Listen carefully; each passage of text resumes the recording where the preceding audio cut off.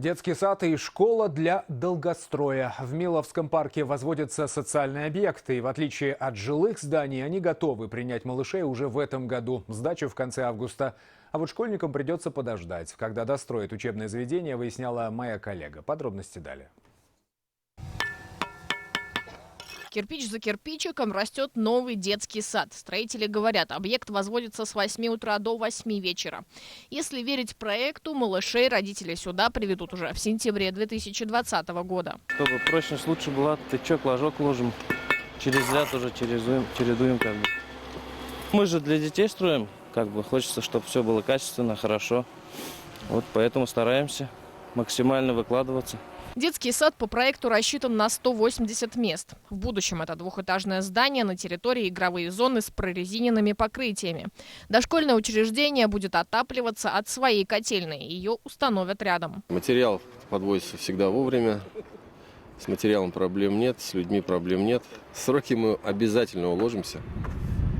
По-другому быть не может. Финансирование федеральное. В Миловском парке в рамках национального проекта «Демография» сейчас возводятся 2 социальных объекта. После сдачи детского сада ровно через год обещают достроить еще и школу. Заказчик один – это Управление капитального строительства республики. Проектом тоже занималась одна организация. Разница в сроках сдачи объектов обусловлена разницей в объеме работ. Гранит науки для молодых умов в 4 этажа. Школа по плану будет готова принять 1225 учеников.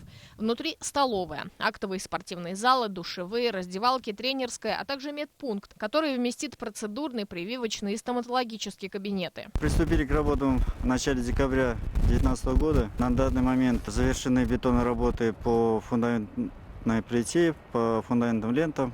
Монтируем техподполье.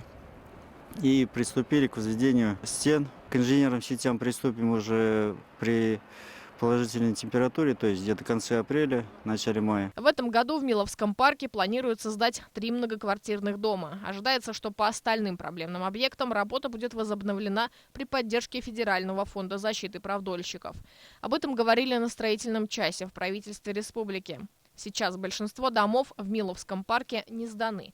При этом социальные объекты на территории возводятся в первую очередь для жителей микрорайона. Лилия Курбанова, Тимур Каюмов. Новости. Уфимский район.